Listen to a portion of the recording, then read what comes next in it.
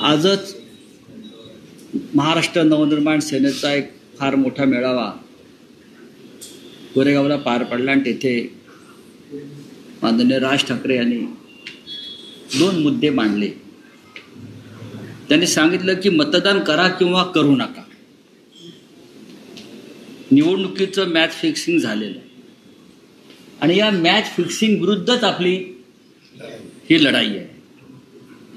महाराष्ट्राच्या यादीमध्ये 96 लाख बोगस मतदार आजही आहेत, म्हणजे जवळजवळ 1 कोटी. हे 1 कोटी मतदार आमच्या दृष्टीनं घुसखोरच आहे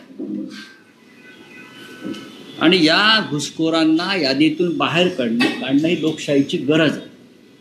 हे मी यासाठी सांगतो आहे. कालच या देशाचे गृहमंत्री अमित शहा यांनी दिल्लीतल्या एका कार्यक्रमात सांगितलं की आम्ही घुसखोरांना शोधू आणि त्यांची नावं मतदार यादीतून बाहेर काढू. हे देशाच्या गृहमंत्र्यांचं कालचं वक्तव्य आहे आणि या निवडणूक कार्यक्रमाचे प्रमुख हे देशाचे गृहमंत्री असतात. आमचं त्यांना आव्हान आहे की महाराष्ट्राच्या निवडणूक यादीमध्ये घुसलेले 1 कोटी मतदार जे आहेत त्यांना तुम्ही आधी बाहेर काढा आणि या मोहिमेला महाराष्ट्रापासून सुरुवात करा. काही उदाहरणं सकाळी सुद्धा मी ऐकली आपल्या कार्यक्रमात. त्यातलं सगळ्यात मोठं उदाहरण आहे ते पैठणचे आमदार विलास भुमरे यांचं. जाहीर व्यासपीठावर त्यांनी सांगितलं की माझ्या निवडणुकीत मी 20,000 मतदार बाहेरून आणले, त्यांना मतदार केलं आणि त्याच्यामुळे मी जिंकू शकतो. त्याच्यापेक्षा पुरावा काय पाहिजे, एक आमदार सांगतो आहे. दुसरं म्हणजे मला वाटतं बेलापूरच्या आमदार मंदा म्हात्रेंचं सुद्धा फार महत्त्वाचं वक्तव्य आहे. त्या म्हणतात, यापूर्वी मी लढवलेल्या सर्वच निवडणुकांमध्ये पूर्वी बोगस आणि दुबार मतदारांची यादी निवडणूक आयोगाला दिली होती, मात्र ती नावं कधीच कमी झाली नाहीत. अनेक ठिकाणी अधिकारी आणि कर्मचारी पैसे घेऊन बोगस मतदारांची नोंदणी करतात. हे सत्ताधारी पक्षाचे आमदार सांगतायत.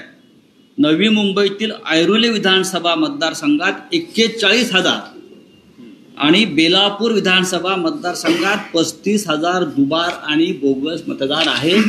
हे सत्ताधारी पक्षाचे आमदार सांगतायत. बुलढाण्यातले एक सत्ताधारी पक्षाचे आमदार संजय गायकवाड यांनी सांगितलेलं आहे की बुलढाणा जिल्ह्यामध्ये 1 लाखापेक्षा जास्त बोगस मतदार नोंदवले गेले.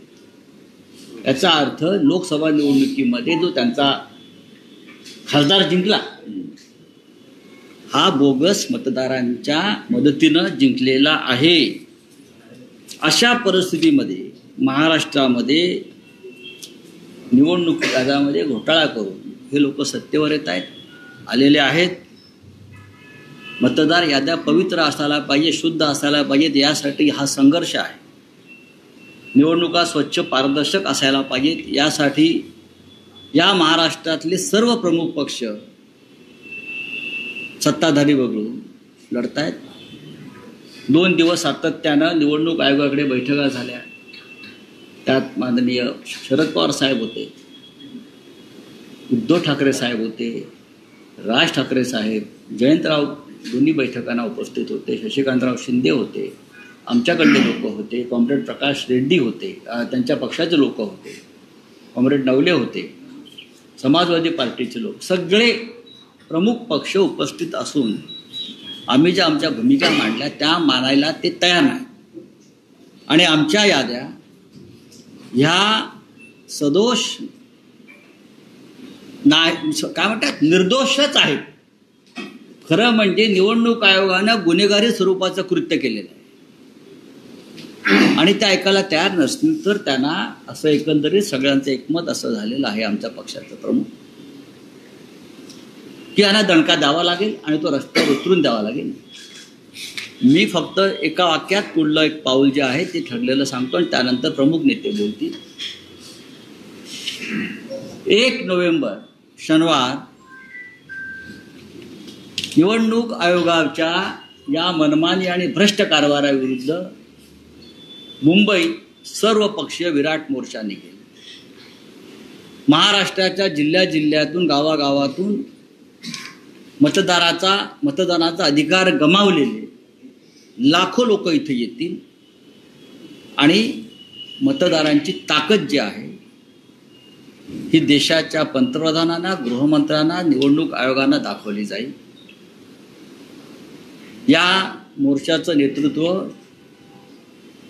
माननीय शरद पवार साहेब, माननीय उद्धव ठाकरे साहेब, माननीय राज ठाकरे साहेब, काँग्रेस पक्षाचे ज्येष्ठ नेते, आम्ही त्यांना निमंत्रण देऊ.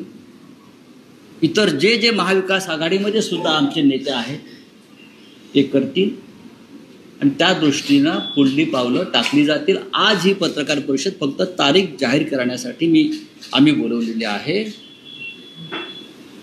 अजून एक महत्त्वाची पत्रकार परिषद होईल या सगळ्या नेत्यांचं.